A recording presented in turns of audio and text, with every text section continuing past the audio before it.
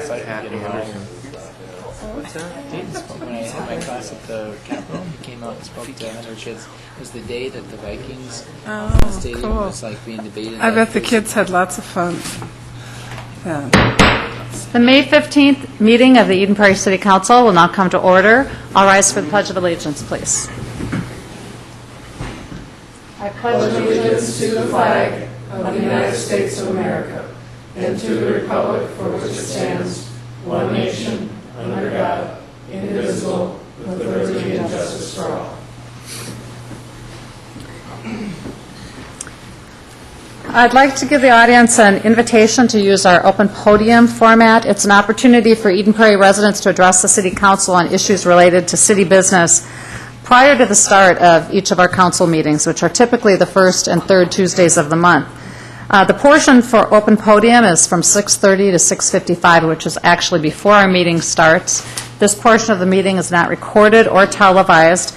If you are interested in speaking at that point, please contact the City Manager's office at 952-949-8412 by noon of the meeting date with your name, the issue that you wish to discuss, and your phone number. If time permits, we generally offer an opportunity for unscheduled speakers to address us. If you have any questions on this, please contact the City Manager's office also.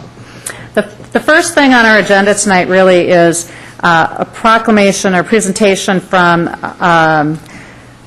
the auditing area for our 2011 Comprehensive Annual Financial Report. Mr. Getchell.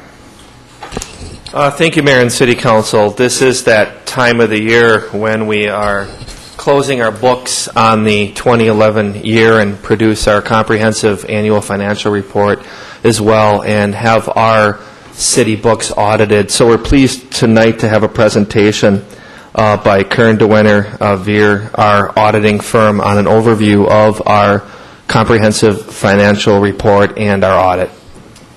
Wonderful. Thank you. Hi. Honorable Mayor, members of Council, it's a pleasure to be here tonight to briefly walk through the audit results for 2011. My name is Steve Wishman. I'm a partner with the firm of Kern DeWinter Veer. I've been your auditors for a number of years, and again, I'd like to just walk you through the highlights and hopefully answer any questions that you may have. I do have a short presentation, which you will see on your screen. Again, feel free to interrupt at any time with any questions you may have. Our job as auditors is to provide an opinion on the comprehensive annual financial report. That is this document that you see here. It's about 200 pages long. It will be available on the city's website, 157 pages, excuse me. It will be available on the city's website following approval or acceptance by the city. So it will be available for all the citizens and anyone to review. Again, our job is to provide an opinion on the financial statements. In the front of the book, you will notice our opinion on our letterhead, and we, again, are issuing a clean or unqualified opinion on the financial statements. That's the highest level of assurance that we issue, the best you can receive, so congratulations for receiving that. You've received that same opinion in the past, just so you are aware of that, but again, that is the highest level that you can receive. So. That's what the bond rating agencies, everybody is looking for. So again, congratulations on receiving that. We are also required to report on a couple other items. Compliance with government auditing standards, that's an additional level of auditing standards. There were no findings noted there. You did receive over $500,000 of federal money. You were required to have a single audit in accordance with the OMB federal circular. There were no findings there as well. We did test the community development block grant and the energy grant for 2011. So did a great job there. Finally, we are required to test compliance with Minnesota legal compliance. It's a legal compliance manual that the state auditor's office prepares every year, and there were no findings noted there as well. So no findings, period, to report. I would mention that is quite rare. There's usually something that we find that we report on. There was nothing at all to report, so congratulations for that excellent report. Would like to briefly just walk through some of the highlights then, starting with the general fund. This is a major operating fund of the city. For fiscal 2011, the general fund had revenues of approximately $37,365,000. That is relatively unchanged from last year's $37,201,000. Property taxes and assessments, that balance actually declined slightly this year because of some delinquent collections in 2010. License and permits increased, charges for services increased, kind of as a rebound for the economic conditions in 2011. So good trends there. Very briefly, the revenues, general fund revenues were about 5.9% over budget, about $2,085,000. Most of that in the license and permits and charges for service area. So you budgeted conservatively. The actual revenues were significantly better. Always a positive trend when the revenues exceed budgeted expectations. From the expenditure side, your expenditures for 2011 were actually slightly lower than 2010. $36,235,000 compared to $36,324,000. Again, all components were very, very close to prior years. Public safety was lower. Parks and recreation, again, slightly lower, as well as general government. So every area lived within their means and were slightly lower than last year's numbers. As you look at the budget, you were actually 0.8% under budget, or $308,536. Again, pretty much every area was at or below budget. Parks and recreation slightly over because of the great results on the revenue side on the community center. As a result, there were some expenditures that were slightly over budget, but very, very minimal. Rounding out the general fund operations, as you see here, takes in total revenues, total expenditures, cash balance, and fund balance. As you see, for all 5 years presented, the revenues exceeded expenditures. The cash balance remains very healthy, but yet reasonable at the $22,017,000 mark at the end of 2011. Your unassigned fund balance at the end of 2011, $21,162,000.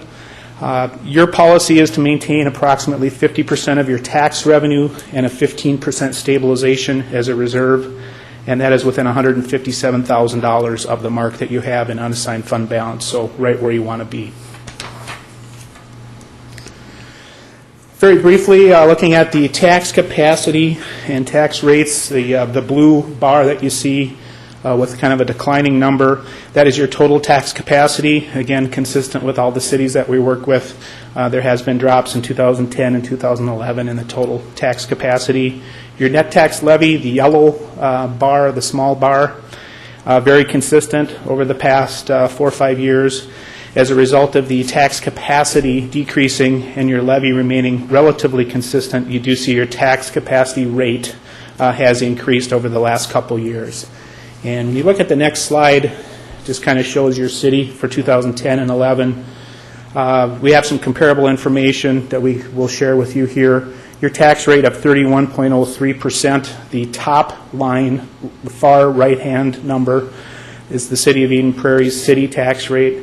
That compares with the 7-county metro area tax rate of 40.03% and all cities statewide of 42.53%. So again, you're significantly under the average, both in the metro and the statewide average for your tax capacity rate, meaning that less tax burden for its citizens. I'd like to shift gears then and talk briefly about the water and sewer funds and the liquor fund. For 2011, we broke out the water operations and the sewer operations, so there's a little bit more information here than you've seen in the past. As you look at the revenue stream, revenues did increase quite nicely from $6.3 million up to $7.5 million. Your operating expenses in the water fund were about $7,870,000 due to some increased repair and maintenance. That is up about $400,000 from last year's $7,494,000. The fund did generate an operating loss of $306,384. That would include the depreciation expense, but again, kind of a barometer is to look at the operating loss itself.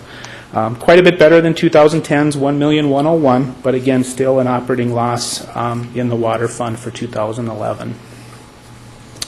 When you look at the sewer fund, you do see operating revenues, again, were up about 8.5% due to some fee increases from $4.367 million up to $4,736,000. Operating expenses up as well, about 3.5%. This fund also did show an operating loss of $1,863,000 compared to $2,012,000 for 2010. So getting a little bit better, but again, because of depreciation, it did show an operating loss for both years presented. And we will continue to add years as we have more information due to the split out of these particular funds as well. The storm drainage fund revenues were up quite nicely, up from $863,000 to $1,054,000. Expenditures actually declined slightly from $1,983,000 to $1,915,000. Did show an operating loss again of $861,000. Most of that related to depreciation, which was about $851,000. So as you see, pretty consistent results over the period presented, the 5 years in the storm drainage fund. Final fund I'd like to just touch on is the liquor fund. The gross profit, again, the liquor fund continues to be very healthy and profitable. Gross profit was down just slightly in 2011 from $2,913,000 in 2010 to $2,890,000 in 2011. Your operating expenses were up slightly from $1,905,000 to $1,974,000. Operating income, $916,287 compared to $1,008,000 in 2010. So down a little bit, but still generating a very nice operating income for the liquor fund. Did take a look and just compare your city with some neighboring cities and some information that we could find. Again, keep in mind that the far left column is the 2011 actual information. The rest is 2010 information that we have comparable, so you can kind of just look at things there. But again, for 2011, sales were pretty much flat for the city, $11,547,000. Cost of sales were up. Operating expenses were up, as I mentioned as well. Bottom line, the bottom column, or row, excuse me, the gross profit percentage, 25.0%. 25% is really the benchmark that the state auditor's office recommends maintaining. Last year that was 25.3% for your city, and as you can see, some of the neighboring cities were in that 25 to 26% range, so you're very, very consistent with the averages in 2010. And I would note that for 2011, a lot of the cities that we've seen have had declining gross profit percentages, so I would expect that you'd be very comparable in 2011 as well as 2010 when we compare that in the future. Couple final things I'd like to just touch on. When you look at like operating efficiencies, this is a table that shows revenue per capita, how much money is generated or needed to support programs. And if you look at the second half, or the right half of the graph here, you do see your city for 2009, 10, and 11. Statewide, we have some information for 2010. Focus on the middle column the end column for the statewide average between population of 20,000 and 100,000. Your revenue per capita, $773 per capita compared to the statewide average of $869. So again, you're providing services more efficiently with less dollars than on average than most cities in the state. The property tax and intergovernmental revenue, when you combine those two, very consistent with the average. Your average is 545. The average is 556. Where you see the significant amounts that are lower would be in your special assessments, charges for services. Those are the two main drivers that are quite a bit lower than the statewide average. So not relying on that as much for your budget from year to year. Finally, we'll look at that on the expenditure side per capita. And again, for 2010, your current expenditures per capita, $634. If you compare that to the statewide average, a couple columns over, that's $584. So we are a bit higher there, but when you look at the reason why, it's your concentrated effort in the park and recreation programs. That is really the only area that is significantly over, which is a conscious decision to make your city so attractable and attractive to residents. Capital outlay significantly lower than the average, and the debt service is significantly lower as well. So your debt burden is much lower than most cities of comparable sizes in 2010. So that, I hope, just gives you a snapshot of the financial health of the city. And excellent health. You have a great finance staff. They do a wonderful job with the audit. We really appreciate all the help that we get on an annual basis, and couldn't do it without them. They're a great team, and they work very well together and make the audit very enjoyable for us as well. So with that, I'll close and say thank you. If there's any questions you have, I'd be very happy to answer those. Thank you, Steve, and I know that our staff has enjoyed working with you, and you've done a great job for us, so thank you. And you made several comments tonight that I'm really happy to hear. It makes me feel like we're doing a wise job of managing money very efficiently and keeping a tax burden as low on our residents as possible. So I'd like to see that the report confirms that. Great. Mr. Case. And just a comment that we somewhat take credit for it, but in truth, it's the staff Right. that has done an amazing job. And not just Rick Etcho, but underneath him also the people that he is responsible for, but Sue Kachiver definitely, and so appreciate very much the hard work that our staff has done. Thank you, Steve. Any questions? No, just great job. Thanks for everyone. Thank you. Wonderful. Thank you. Thank you. Is there a motion for approval of the agenda and other items of business? So moved. Second. Any items to add or pull? Just a quick report under council member reports. Okay, and I'll be doing some things under council member report, too. Yes, Mayor, Mr. I'm sorry. Getchell. Yeah, we asked that back on the comprehensive financial report that the council actually make a motion to accept. Oh, I'm the sorry, you're 2011 right. Thank you Yep. for stopping us.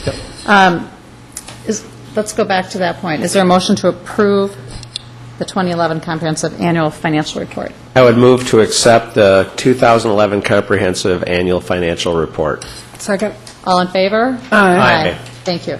Okay, is there a motion for approval of the agenda and other items of business? So moved. Second. Okay. Mr. Case, you had indicated you had something to add under reports of council members, as do I. Anything else to be added or pulled? Okay. All right. All in favor of the agenda? Aye. Aye. Motion passes.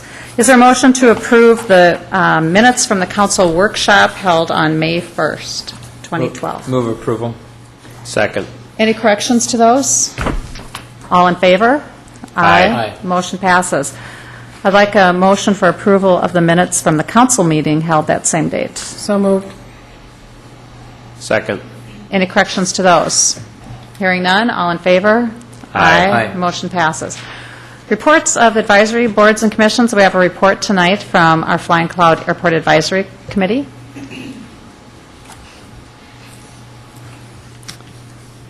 Greetings, Your Honor, council members and city staff.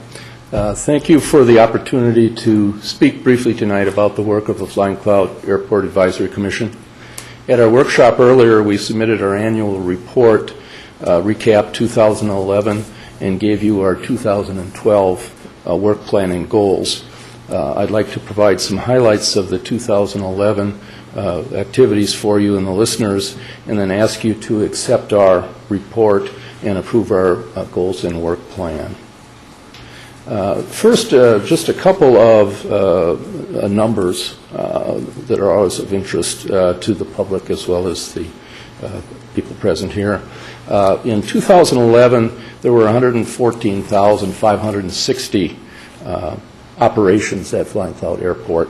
That was an increase of 18% over the prior year. In 2012, up through the end of April, there was a 16% increase over the 2011. So after a number of declining years, we have an uptick in the number of operations occurring at Flying Cloud Airport. The complaints in general about noise at the airport are down about 12% over the comparable time period in 2011. And the nighttime complaints are down about 10% versus this time period over 2011.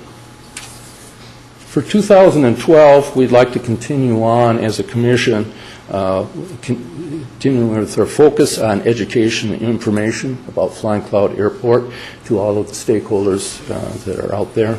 We'd like to have communications from the commission to the city council, to MAC, and other people with interest in our activities out at the airport.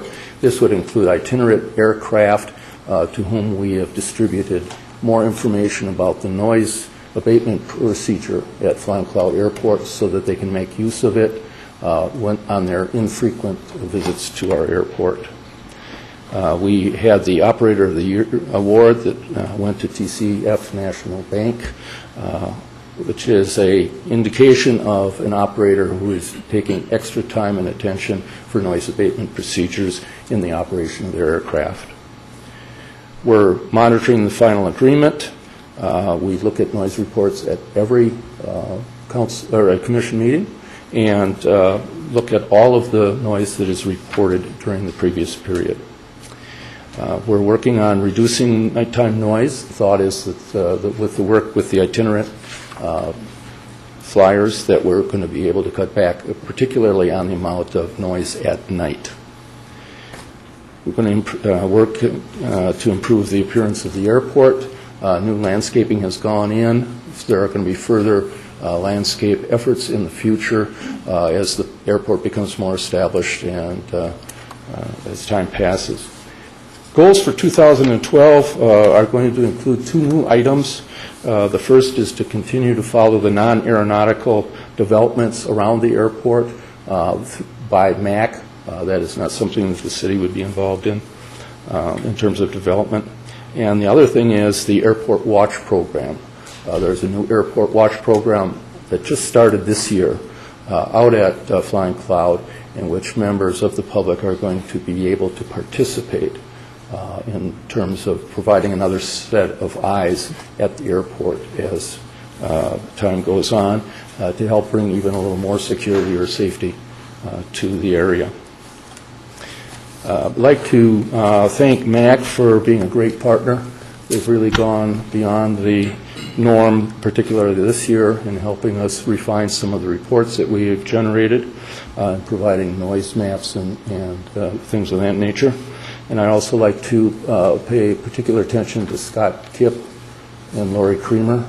Over the last week and a half, they've been dealing with a chair that has 18th century technological capabilities working in a 21st century environment. So I would appreciate it if you have any questions or comments at this point. Council, any questions?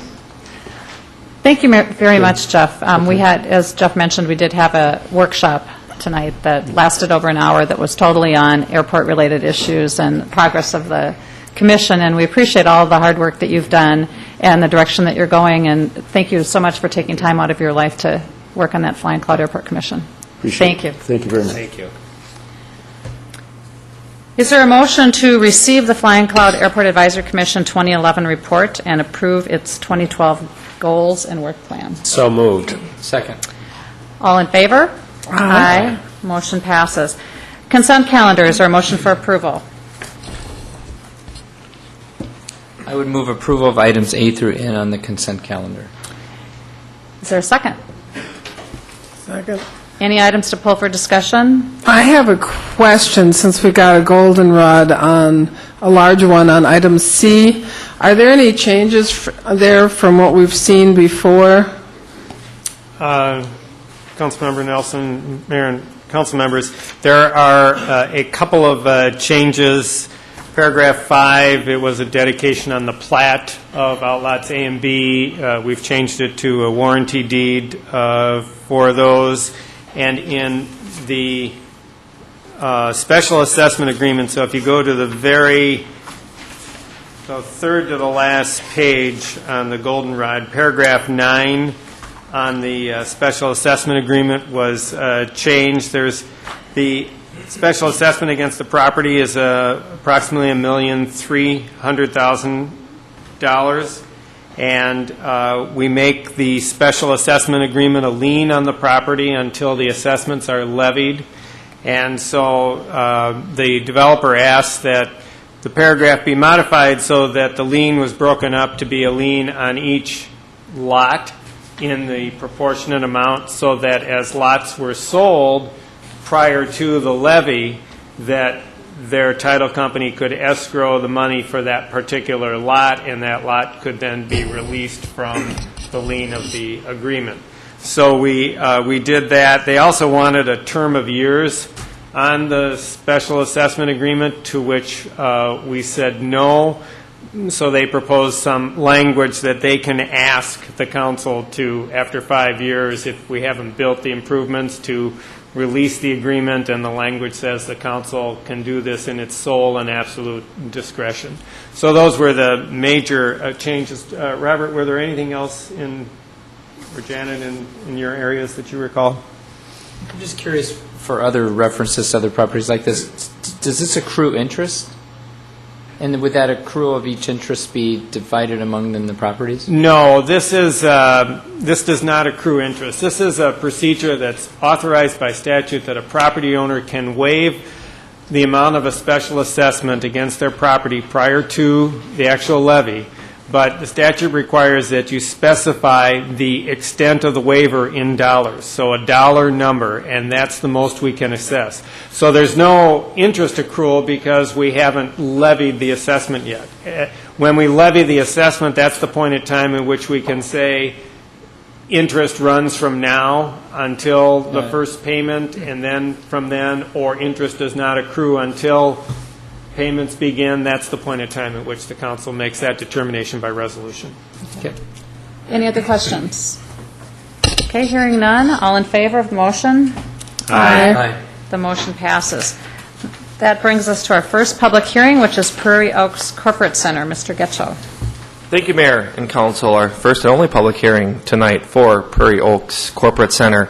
This is a request by CSM Corporation for a planned unit development concept on 8.4 acres, planned unit district review with waivers on 8.4 acres, and a zoning district amendment in the I-5 zoning district, and a site plan review at 6455 Flying Cloud Drive.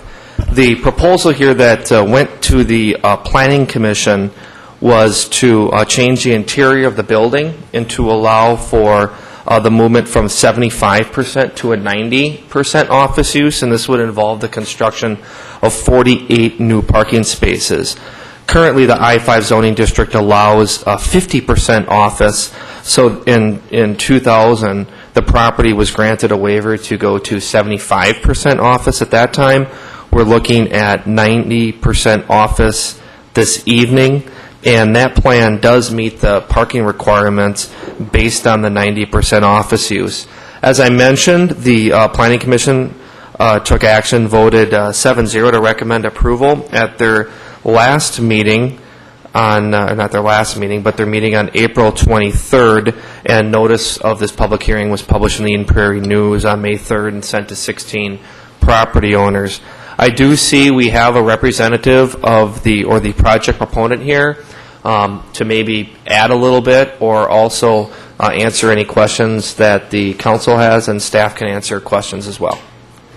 Council, any questions of staff or the proponent? I don't hear any questions, but if there's something specific you want to go over, you're welcome to. No, good evening, Mayor and council members. I'm John Ferrier with CSM Corporation, and we have reviewed the staff report, and we agree with its findings. Maybe, Mayor, I'm sorry, too, Council. I think one item, too, is the tenant that you're looking at. Yes. If you maybe talk a little bit about the proposal. Yeah, the tenant is Starkey, who is a great tenant in Eden Prairie. They have been in Eden Prairie for about 35 years. They occupy 5 buildings right in the area, and this is adjacent to all those buildings. Okay. Thank you. Thank you. This is a public hearing. Is there anyone from the audience that wants to address the council on Prairie Oaks Corporate Center?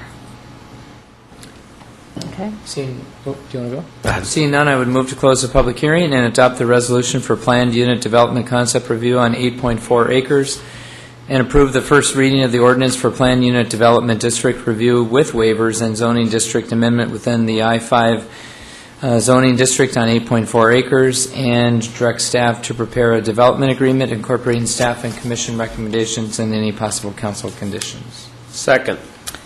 Any further discussion? All in favor of the motion? Aye. Motion passes.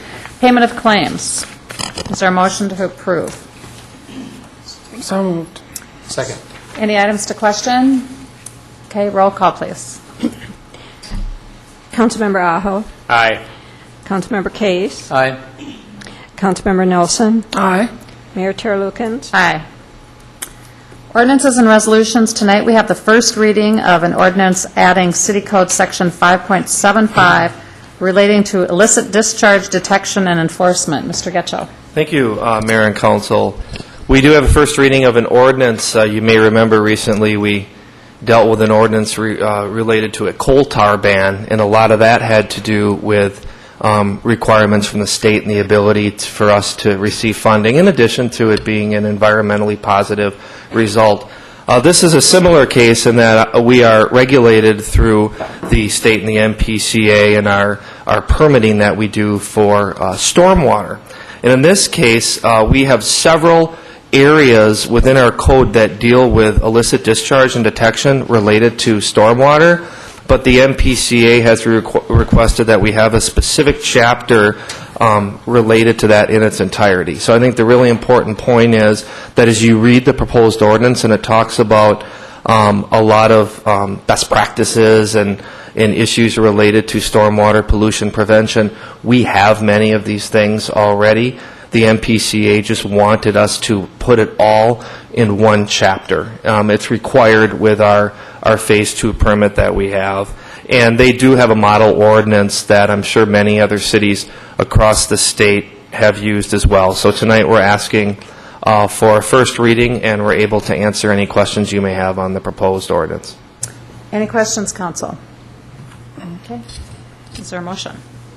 Move to approve first reading of an ordinance adding City Code Section 5.75 relating to illicit discharge detection and enforcement.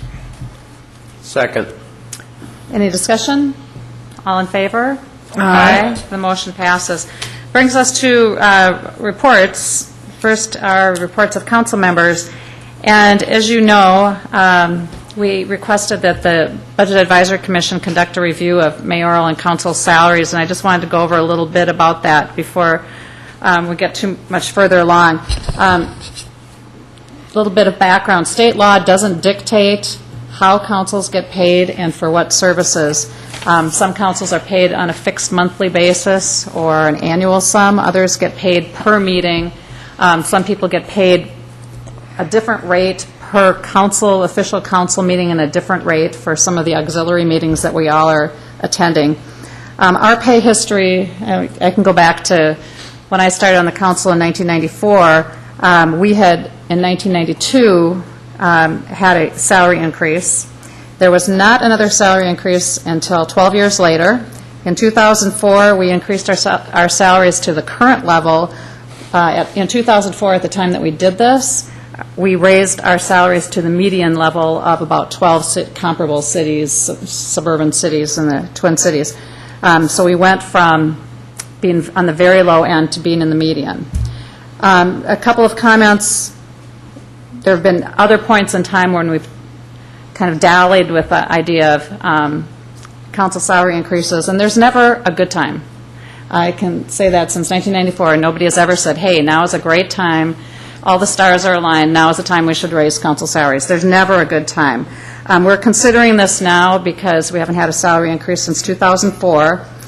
Since that time, we dropped special meeting pay, which was something that we had done previously that kind of compensated some of the council members that had a little bit more time to devote to the job and attended more meetings. So that's gone. Statutorily, we cannot put a change into effect until following the next council election, which is this fall.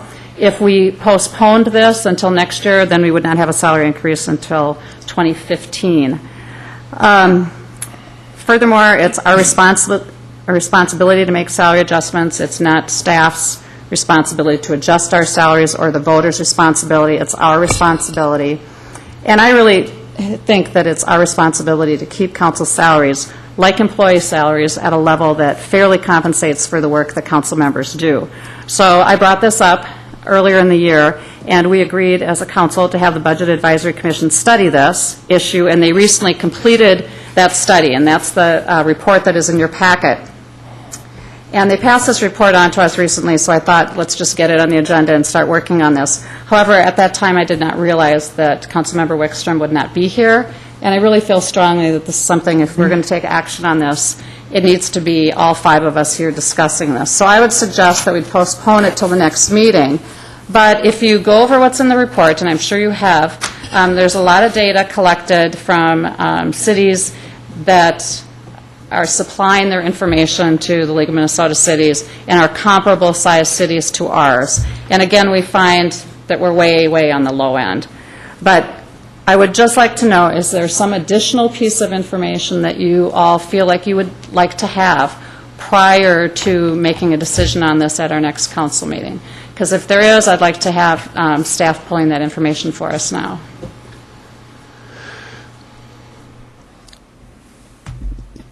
Yeah, it would be almost nice if we could get a little wider array of cities. It had, 3 or 4 or 5, but it seemed like there was some, especially on the western side of the, western or southern suburbs that were similar in size that weren't there. So anything that's easy to grab, I would like, 7, 8.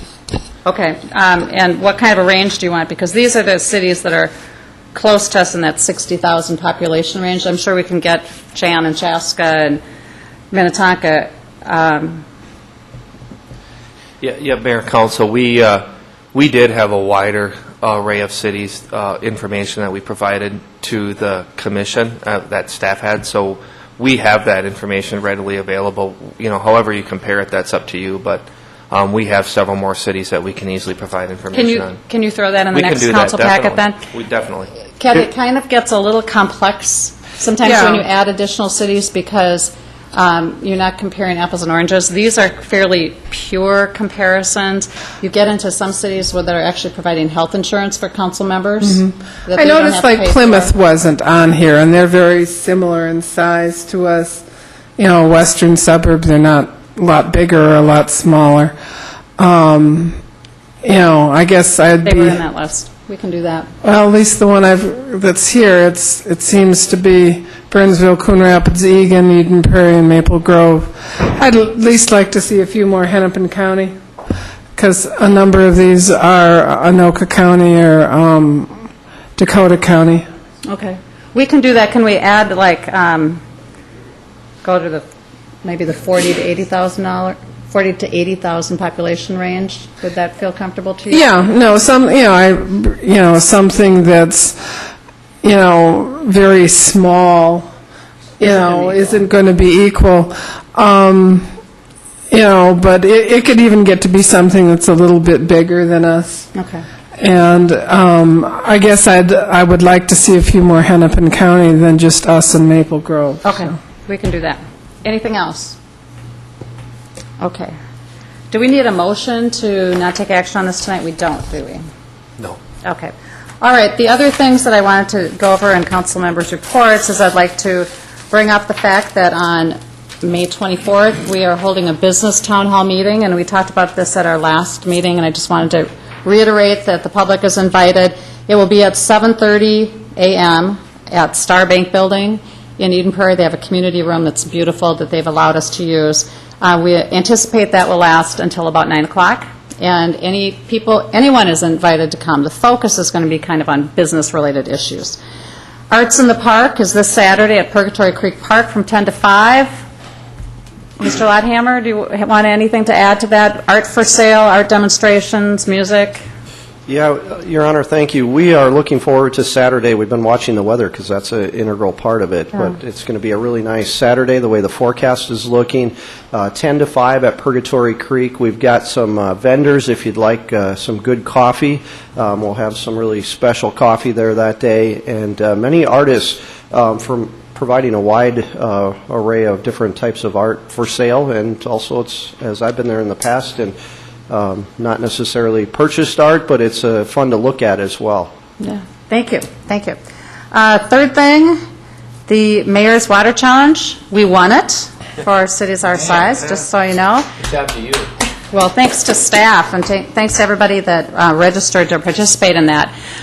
They divided the country into 4 geographic areas and then had 3 different size ranges of cities that were competing. So there were 12 winners overall, and we won for Midwest cities in our middle size range. Madison, Wisconsin won for larger cities, and our neighbor Victoria won for smaller towns. So Minnesota did real well. I think coming up close behind us In second place was Mankato, and I was just a little concerned that some college group would get an idea to make a last-minute rush and beat us. But we won that Mayor's Water Challenge, and I think it hopefully has increased people's awareness of some ways that they can save water. And it wasn't only water, it was also about energy and just general conservation efforts. So thank you for that.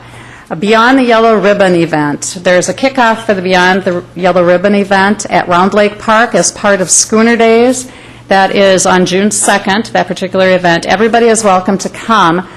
I don't have the time offhand. I didn't write that 10 a.m. 10 a.m. is a kickoff event. So that is to help us be a more welcoming community for our veterans that are coming home. So thank you. Mr. Case. Yeah, just real briefly, I had an opportunity within the last week to talk to two of our Conservation Commission members who over the last year have been trying to work on getting recycling containers into our parks. So I had the opportunity to talk to Mr. Getcho, and I think you're going to have possibly Jay or somebody chat about this. I understand it's complicated. I think it's easy to get non-recyclable material mixed into recycled containers. That being said, I think Hopkins does attempt it, and whatever Hopkins does, we probably could or should be able to do, right, Mr. Getcho? And I just wanted to know if it's something that we are looking at or pursuing. And it's a great idea, and I know that we hear about it a lot. I mean, here we're kind of saying one thing and then perceptually not doing it. And I just think in our parks we really need to make that perceptual effort to do that. So I think you were going to have a comment back. I will. I'd like to have Jay provide some detail. I know that Parks and Rec have had conversations with the Conservation Commission over the last year, and I think you're going to hear that we do recycling in the parks. I think it's a matter of how we're able to expand it and what parks we're at and what we do. But as a concept, as you know, when we met with the Conservation Commission, it's on their work plan to be involved with recycling at the parks, and we've had a dialogue with them. But I'll let Mr. Lotthammer explain kind of what we do right now and what we could do. Sure. Thank you, Your Honor, Counsel. I'll actually go back probably 3 years ago when we first started talking both with the Parks Commission as well as the Conservation Commission. We've had a couple presentations to the Conservation Commission to let them know what we're doing. And so sometimes perception and accuracy can get mixed up, and depending on kind of who talks to who and when you go where and see what's going on. But we do recycle in the parks at the major park areas. If you go to Miller Park, Round Lake Park, about 2 years ago, Geneva Williams from the Conservation Commission spent a good amount of time going to other cities where she felt that there was a successful effort in terms of the types of cans that she felt would cause people to be more willing to recycle. And so what we did also a couple years ago is sat down with our park maintenance staff and talked about what's the best concept for putting them out there and collecting. And what I had heard from them and what I have seen myself too is when you look around at many of our smaller parks, one, there's not enough types of activities where we're generating a lot of recycling at those locations. But you'll also find within our community there are many people that are actually going out and individually collecting recycling from within our parks' garbage cans and recycling it on their own. And I've seen that myself. And so what we said is, how can we do this with our workforce? Because collection is separate from garbage. So in our 43-plus park locations, we travel around a couple times a week with our garbage truck, but that can't pick up the recycling. So we need to send another vehicle out to wherever we're recycling to get those recycling cans or bottles. And so we looked at where are the major areas, and when you see picnicking at a Round Lake, a Riley, a Starring, that's where you're going to find where we have recycling. And so there's a little bit of balance there in that, you know, we could spend a lot of fuel and we could spend a lot of people time making that same route that we do with our garbage cans. So we've added that to where we think that there's a really good return. Having said that, there is a lot of issues with contamination out there. And so we do the best that we can when we show up. If it's slightly contaminated and we can sort through it and get some of the waste out so that we can recycle it, we do pick it up and we do bring it back here to our centralized spot at City Hall. There is a benefit for allowing people to go into our garbage and remove things. When we pay for our garbage, we pay for it by volume. And so anybody that's willing to come and help us, we'll appreciate that. And on the recycling end of things, there used to be more motivation, I think, for people, too, to collect and to recycle because you could receive dollars back. We don't receive dollars back. We do it because it's the right thing to do, but we still pay to have that hauled away. As I mentioned, Geneva Williams, who did a great job of helping us learn even more about what she felt was cost-effective. We have the recycling bins that are a different color, have big letters on the side that say recycling only. We've went to covers on the top that you can't stuff a pizza box through, like we were finding people were doing to contaminate it, or the McDonald's bag. On the very top it says recycle only, and surprisingly we still see contamination happening. So there is also that educational component, and I think that's a role that the Conservation Commission could help play as we go down the road, is the benefit of recycling and why you would do it. We set cans right next to each other. You know, there are some arguments, where do you put them? Do you put them next to the trash can? Do you put them away from the trash can so that they're not standing there at the same time they're throwing things away? What we found is there's a better potential if they walk to the same spot, and hopefully they'll put trash in the trash and recycling in the recycling. That doesn't always happen.